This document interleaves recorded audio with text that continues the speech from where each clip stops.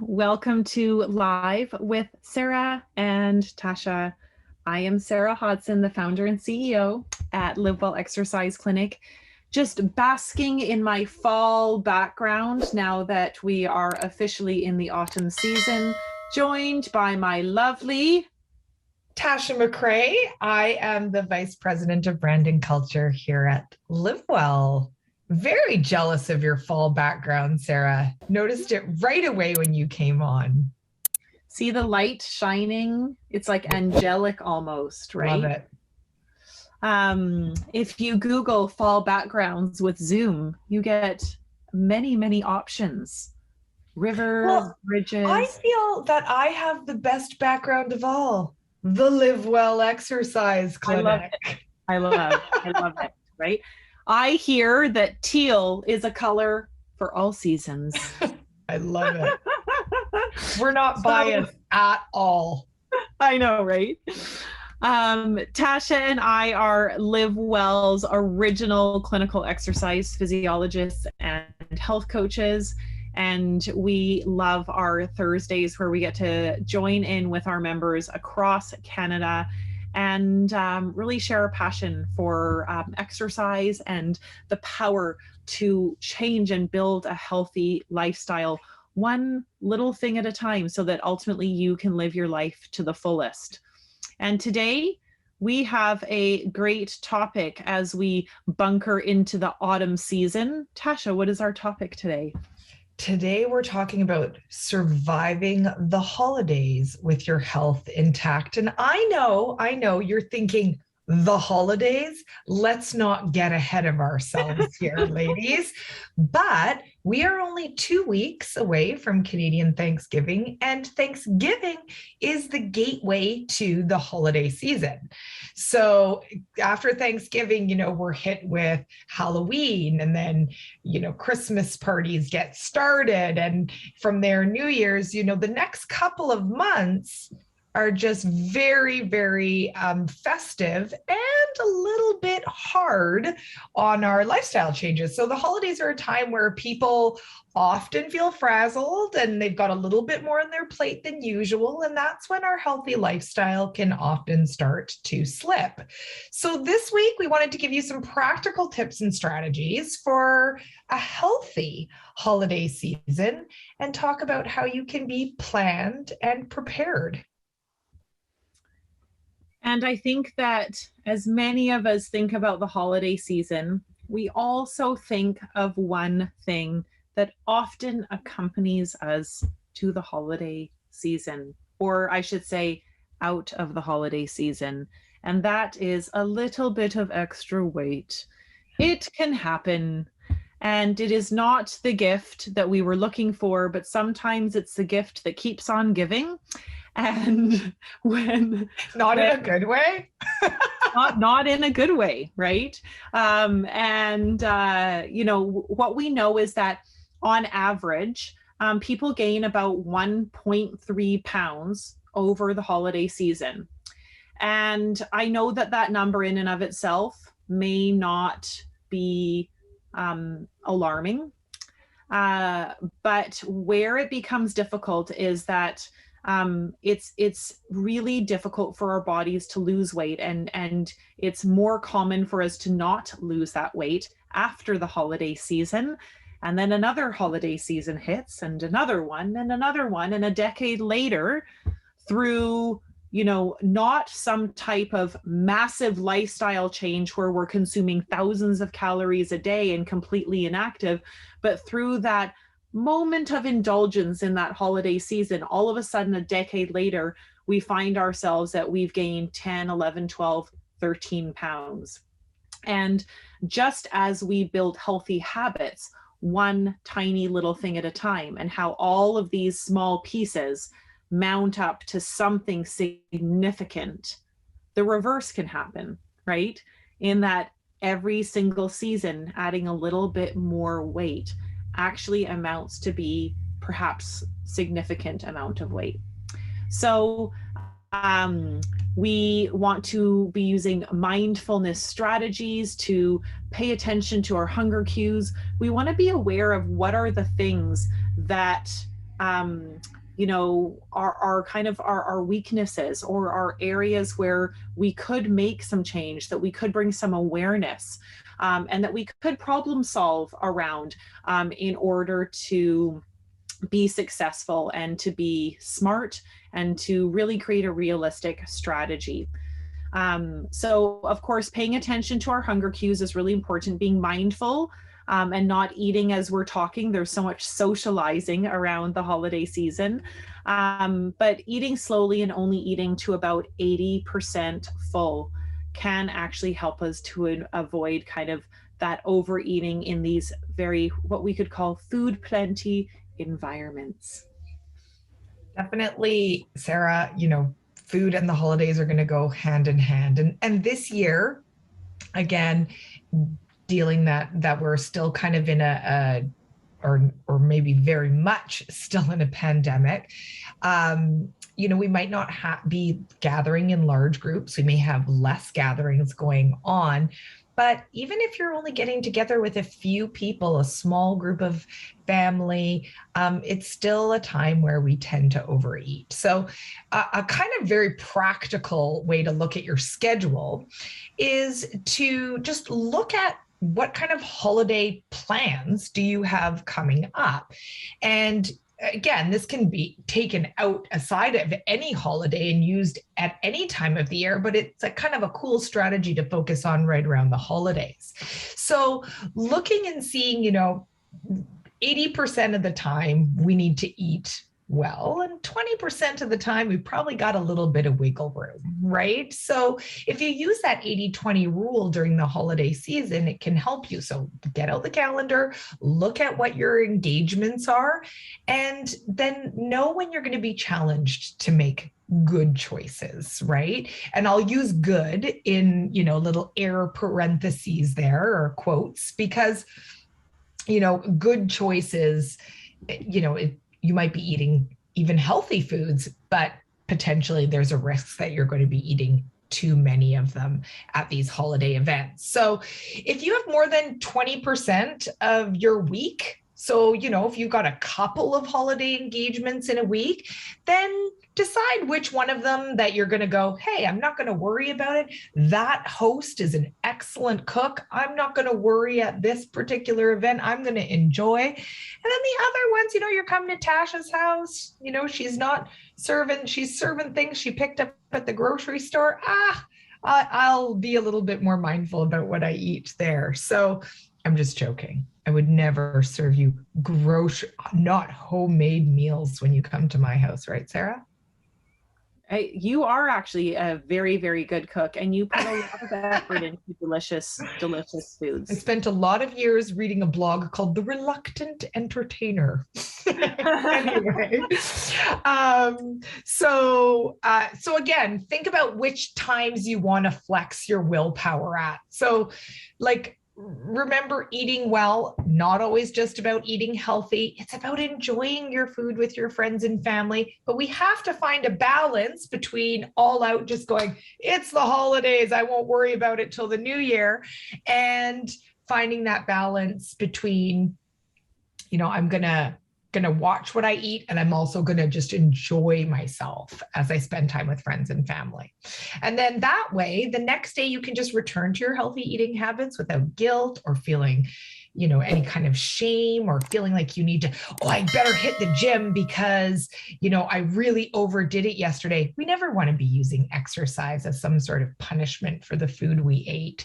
So just really thinking about that 80-20 rule while you approach your holiday engagements.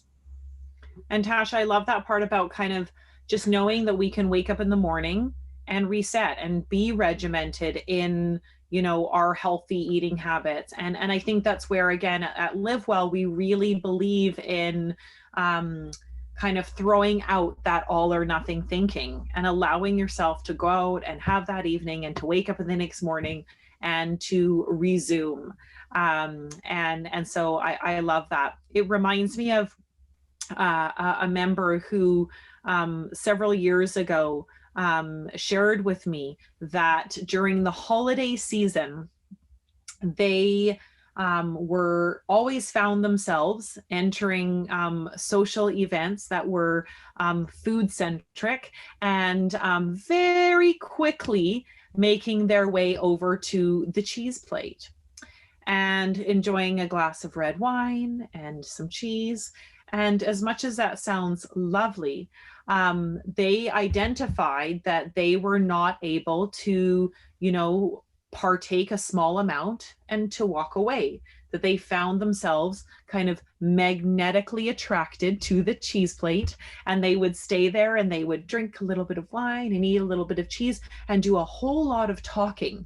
And sometimes when we're doing a whole lot of talking, we're not mindful about how much food have I eaten, right? I have a small plate that I've refilled several times. How many times have I refilled my plate?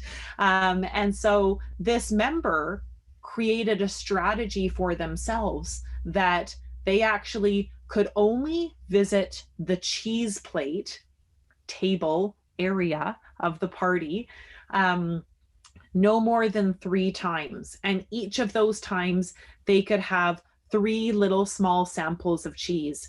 And so they created a way to step away from their trigger, to step away from something that ultimately they said by the end of the evening actually made them feel unwell, and they didn't sleep well that night, and they woke up the next morning not feeling great about their eating decisions from the day before. And that's not what all of this is about, right? This is about joy and community, and that's really what the kind of holiday festive season is for. So really changing your environment to manage your triggers, I think, is something that all of us can probably relate to and identify, one thing that we can, walk away from at a holiday party. For me, it's Nanaimo bars, and I'm allowed to have one of them, and then I have to walk away because I believe in chocolate on a daily basis, but I have to often just keep that contained. At my house, Sarah, and our family, it seems like appies before the main holiday meals start at 3. Dinner's at 6, but there's a table full of food out until the main meal. Yeah. And it's taken me many years to realize if I sit close to that table, I will be eating 3 meals worth of appetizers, and not even really, and even despite my best intentions, you can walk into a situation and go, I'm not going to do that this time. But if I decide to sit away from that table and socialize away from that table, there's not just kind of that mindless grabbing and eating. So I know that's a strategy that has helped me leave family holidays, like you said, feeling less, I'm so overstuffed. Why did I do that? Because then, of course, somebody's cooked a meal and I feel like, well, even though I'm totally stuffed before the meal began, I have to eat. I can't be that person. Right. So these little environmental strategies are about knowing yourself and just implementing them and being conscious and mindful of it. Mm-hmm. So, and of course, no Live with Sara and Tasha would be complete if we didn't bring up exercise. And prioritizing our exercise plays a couple of roles during the holidays. So first, yes, it can help us prevent some weight gain that can naturally happen over the holidays. But I think even more importantly, it can help with our stress management. And so really, really important to not let our exercise habits slip over the holidays. And it's very natural that because you're a little bit busier than usual, that you tend to start to let your routine slide. The difficulty there is in our head, we think that's okay, I'll just pick it up again in the new year or something like that. But as soon as we get out of the habit, we have to kind of overcome that whole barrier. Have you ever had that? You go away on vacation, you don't exercise, you get back. Oh, okay, yeah, just when I'm done unpacking and cleaning my house, then I'll get back. And suddenly it's been 3 or 4 weeks and you haven't been back to the gym. So really important to keep up with the habit, because preserving the habit is really what's most important. So if you're not managing at least 2 exercise sessions per week, throughout this holiday season, just make note of that. 2 should really be your minimum. Remember, 150 minutes a week is about 30 minutes of exercise 5 days a week. So you really, 2 is a fairly modest goal. So if you haven't made 2 exercise sessions in a week, that should be a little click, a little trigger for you to go, oh, my exercise habit is slipping away, and get right back on track, making sure that you fit into in the coming week. So really stay on top of your exercise. So, and one thing that it's this cycle, right? I think of, again, standing at the cheese plate and maybe eating too much cheese and waking up the next morning and not feeling so great, and the weather's not so good, and it's a bit cold out, and maybe it's a bit raining or snowy or whatever, and it's harder to motivate ourselves to get out, or to, it's great when you have the accountability of your Live Well exercise clinic sessions, because you kind of will look at that and you have a much more higher success rate of attending that session than self-led exercise. But oftentimes, whether it be, like you said, Tasha, travel, vacation, a holiday party, I've always kind of had the motto of move in the first 48 and you'll feel great. And if you just move in the first, if all you think about in coming back isn't, oh my gosh, I need to get all the way back into my routine, it's overwhelming, it's so much work. If we just think about it as, you need to move in the first 48 and you'll feel great, means all you have to do is do it once in that 48. And we know if you actually do it once in that first 48 hours, you will be able to continue. You will have the confidence to continue. You will remember how good it feels, and your body will crave it. So move in the first 48 and you'll feel great. And if you, want to get a little bit more activity in, don't be afraid to switch up your family traditions. Get out there after dinner with your family and go for a walk around the neighborhood. Or maybe you can center some of your activities with your friends around movement rather than just around sort of food and drink based celebrations. And Tasha, I think that when we, maybe a strategy, I'm just coming up with this because I feel full of ideas on the fly, off the script. I know, right? Is, have a little bit of a holiday social gathering, but maybe in advance, I just book myself a little extra Live Well session the next day at a time where I know that it's a reasonable time that I can get up and go, but I have that accountability, and then I go to it and I feel great. I don't know. That's just a little idea I came up with. I hear that Live Well place. It's really great. If you book an early morning session, you definitely will limit your drinking because you won't want to feel terrible on that treadmill the next day. That's true.